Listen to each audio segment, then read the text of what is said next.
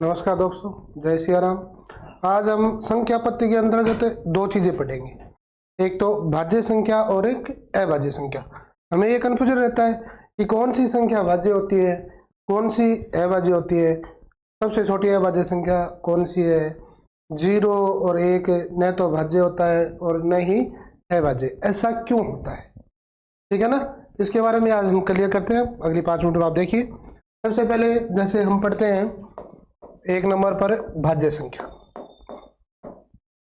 भाज्य संख्या की हम अगर परिभाषा देखते हैं तो ऐसी संख्या जिसके अभाज्य गुणनखंडों या ये ऐसी संख्या जिसके अभाज्य गुणनखंडों या गुणनखंडों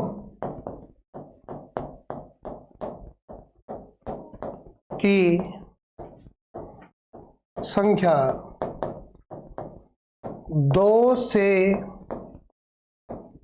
अधिक हो, 2 से अधिक हो, अभाज्य संख्या भाज्य संख्या कहलाती है। सॉरी, भाज्य संख्या कहलाती है।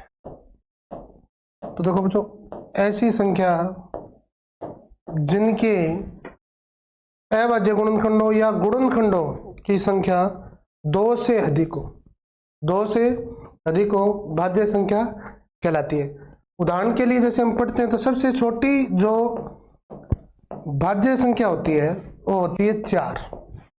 उसके बाद 6, 8, 9, 10 और आगे अनंत तक इसी प्रकार चलता है। इसमें आपसे ये पूछा जा सकता है कि सबसे छोटी अभाज्य संख्या कौन सी होती है, भाज्य संख्या कौन सी होती है? तो सबसे छोटी भाज्य संख्या होती है 4। ऐसे ही 2 नंबर पे है अभाज्य संख्या। अभाज्य संख्या किसे कहते हैं? देखो, अभाज्य संख्या ऐसी संख्या जिसके गुणनखंडों या अभाज्य गुणनखंडों, जिसके गुणनखंडों की संख्या 2 हो, यानी केवल और केवल 2। ऐसी संख्या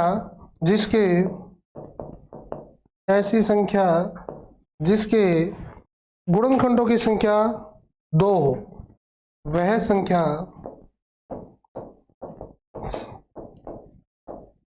अभाज्य संख्या कहलाती है। देखो, सबसे जो छोटी आपकी अभाज्य संख्या होती है वो होती है 2।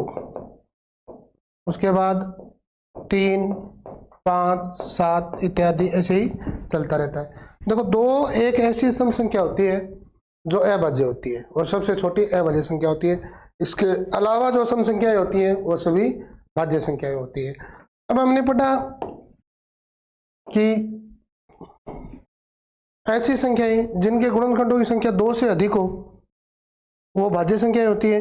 जिनके गुणनखंड केवल और केवल 2 वो अभाज्य संख्या होती है। उदाहरण के लिए जैसे 4, तो 4 के जैसे गुणनखंड देखें तो 1, 2 और 4 होते हैं। तो यहाँ पर गुणनखंडों की संख्या कितनी होगी? 3, इसलिए भाज्य संख्या है। इसके बाद हम अभाज्य संख्या पढ़ी 2, 3, तो 2 के गुणनखंड होते हैं 1 और 2, 3 के गुणनखंड होते हैं 1 और 3। तो ये तो हो गई आपकी अभाज्य संख्याएं। अभाज्य संख्याएं जिनके गुणनखंडों की संख्या केवल और केवल 2 होती है। और ये हो गई आपकी भाज्य संख्या। भाज्य संख्या जिनके गुणनखंडों की संख्या 2 से अधिक है।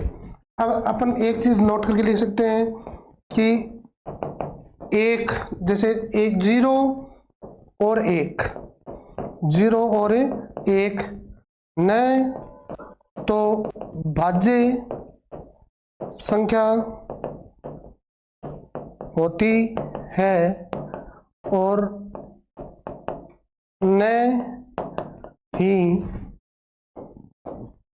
अभाज्य संख्या होती है। क्योंकि देखो ऐसी संख्या जिनके गुणनखंडों की संख्या 2 से अधिक होती है वो भाज्य होती है, जिनके गुणनखंड 2 होते हैं वो अभाज्य होती है। तो 0 और 1 का गुणनखंड न तो 2 होता है न 2 से अधिक होता है। इसके गुणनखंड से ये खुद एक ही होता है। इस प्रकार से 0 और 1 का गुणनखंड एक ही होता है, इसलिए न तो ये भाज्य में आती है और न ही अभाज्य में आती है।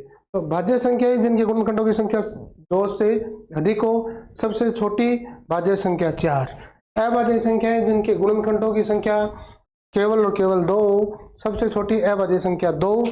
और 0 और 1 न तो भाज्य होता है और न ही अभाज्य होता है। ठीक है, ओके, ठीक है दोस्तों, जय सिया राम, राधे राधे।